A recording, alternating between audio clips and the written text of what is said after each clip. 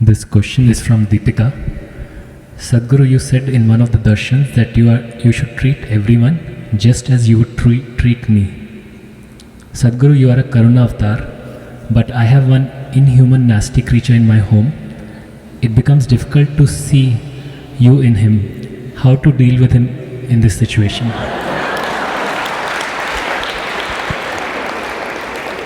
In how many years of marriage does this evolution happen? Or it's a devolution? I'm sure he was a wonderful, romantic, wonderful man at one time. I don't know in how many years of marriage does he become a nasty creature, and how much role you have in making of a nasty creature.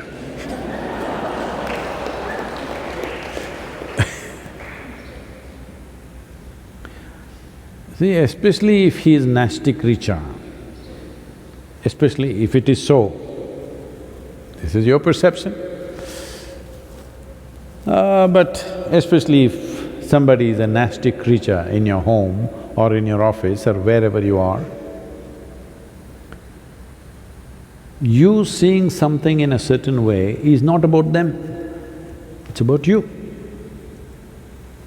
Do you want to keep your eyes, your mind, your heart, your body pleasant or unpleasant? You make up your mind on that one.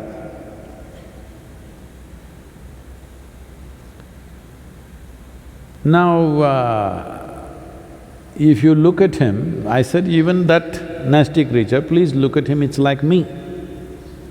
I am not telling you that you have to listen to his teaching or take new practices from him. No, I'm saying, if you have looked at me with a certain sense of reverence, devotion, love, affection, whatever is your emotion, if you have, please see everything with that, because all I'm saying is, you have a body, you have a mind, you have emotion, energy. We're talking about your emotion right now.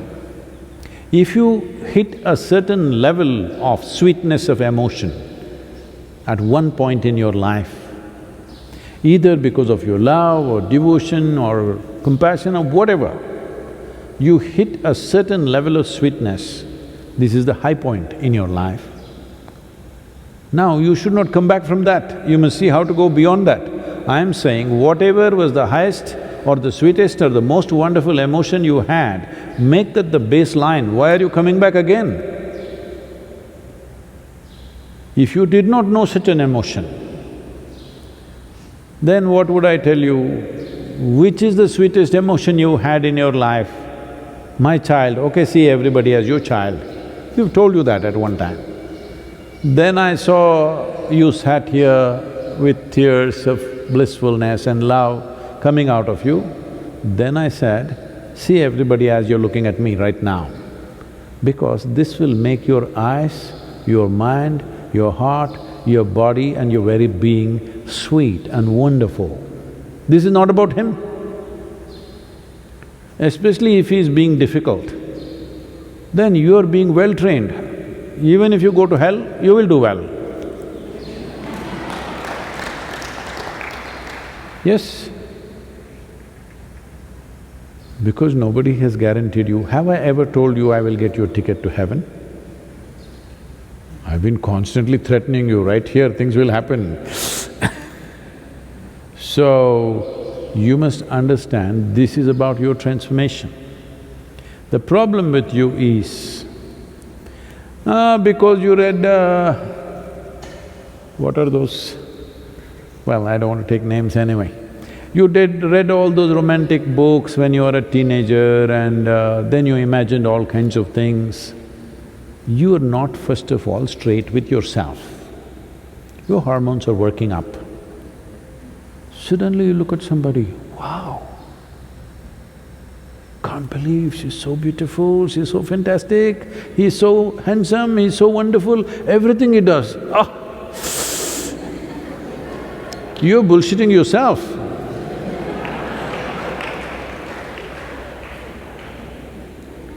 No, whatever they do, you make yourself beautiful. Now even if they're doing nasty things, you are still wonderful. This is different. You know they're doing nasty things and you're still wonderful. This is fantastic. They are doing nasty things, but you think they're doing beautiful things. This is a stupid nonsense. I'll tell you. Somebody who was serving in Indian army had told me this story because we went through a similar situation somewhere else. So at that time he was narrating this. They were posted in the northeastern region where there's a certain amount of elephant population. So he is a battalion leader, he is heading about a group of 18 to 20 people, I think, they're marching in the forests. And they see a huge tusker, everybody backs off, all of them have weapons, okay, powerful weapons. This is an anti-insurgency group, that means they're fully armed and equipped. They can shoot down a tusker from 100 meters, 200 meters, whatever they want. But they all back off because that's not the reason why they are there. But he was telling me this because some situation happened like this with one South Indian person.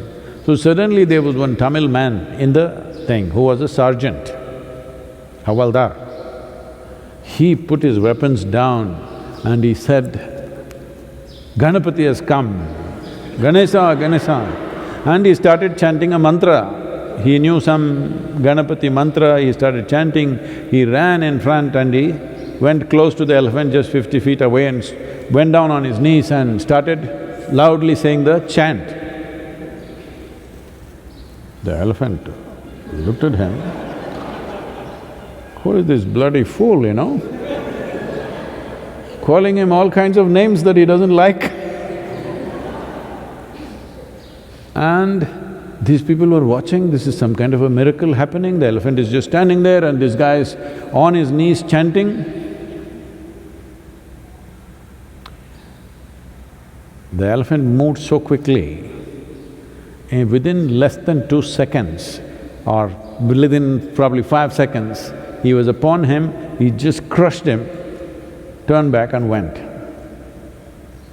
These people were just aghast and they're just watching him being crushed.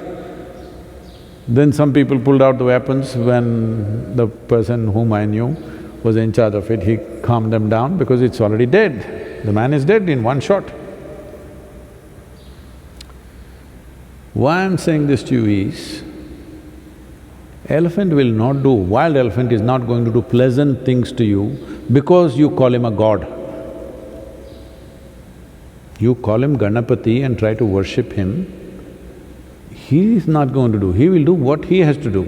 Similarly, the creature in your house,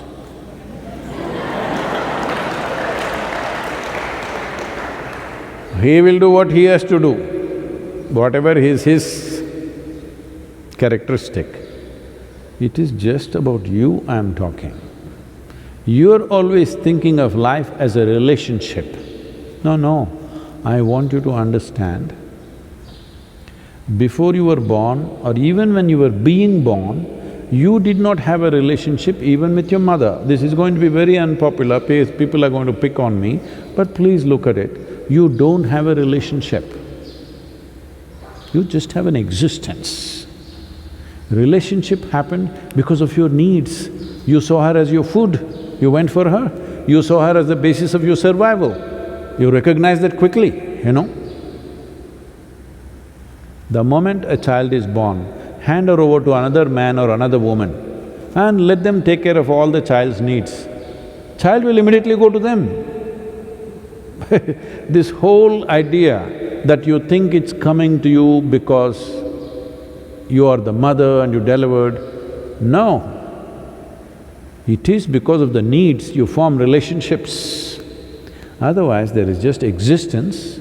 This existence can either become conscious and live in a phenomenal presence, become available to it, or just go on doing this circus. Initially, your mother was everything, she was the most fantastic creature, and then you grew up, you became an adolescent, you saw a boy, he was the most fantastic man in the world, then your mother came in between, suddenly you started hating her.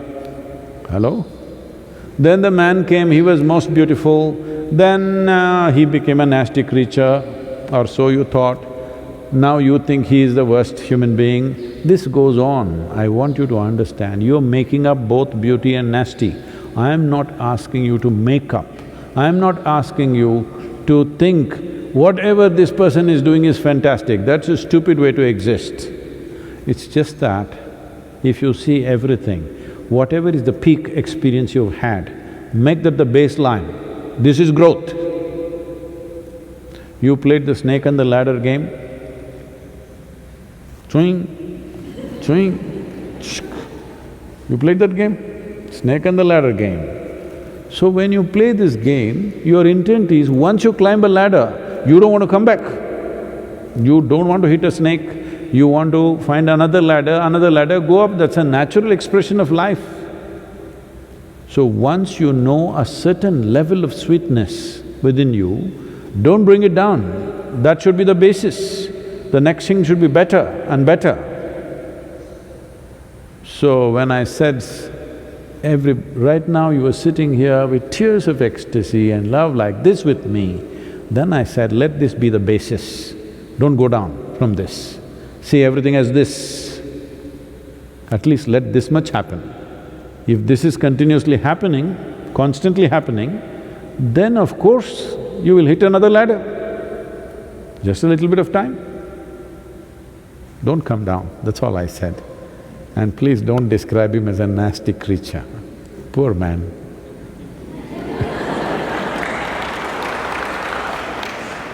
This happened.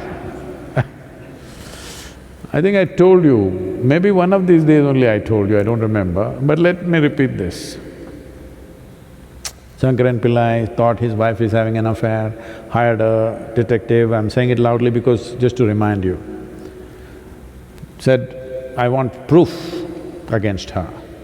So detective just waited outside the house, she left the house, he followed her, then she went to park near the park, went inside. A man was sitting on the bench, the moment he saw her, he came running, she went running, they hugged, each other held hands and sat down on the bench and chatting away joyfully, laughing.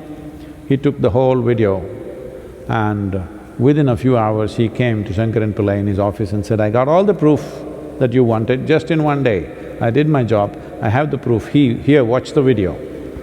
Shankaran Pillai started watching the video and said, no, I can't believe this, no, this can't be, I can't believe this, no, I can't believe this. I said, what you can't believe? It's a video, it's not doctored, it's just a video that I took just now. He said, that's not the point, fool, I can't believe she's so much fun.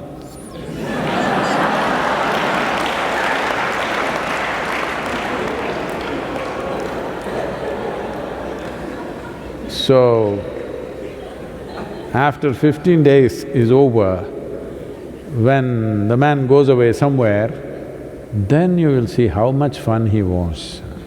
Don't do this to yourself